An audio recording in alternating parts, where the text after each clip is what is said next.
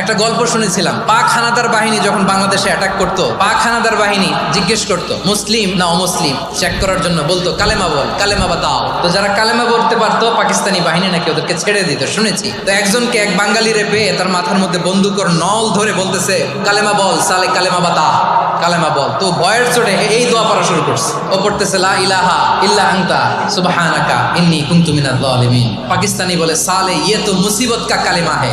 বাঙালি কয় হাম তো ভি মুসিবত মে হ্যাঁ। পাকিস্তানি বলে বেটা কোন দোয়া বললি, এটা তো মুসিবতের কালেমা। কয় আমিও তো মুসিবতে আছি, আমার মাথার মধ্যে বন্দুক ধরে তুমি আমার কালেমা জিজ্ঞেস করো, এখন কোনটা কালিমা আর কোনটা কি দোয়া আমার হুশ আছে নাকি? লা ইলাহা ইল্লা আনতা সুবহানাকা ইন্নী কুনতু মিনাজ জালিমিন। বিষ্ণুই বললেন দেয়ালে পিঠ থেকে গেলে, চোখে মুখে অন্ধকার, বাঁচার কোনো উপায় নাই, তখন এই দোয়াটা পড়তে হবে। এই দোয়া পড়ে আল্লাহর কাছে ফরিয়াদ করলে বিপদ মুক্ত করবেন কে?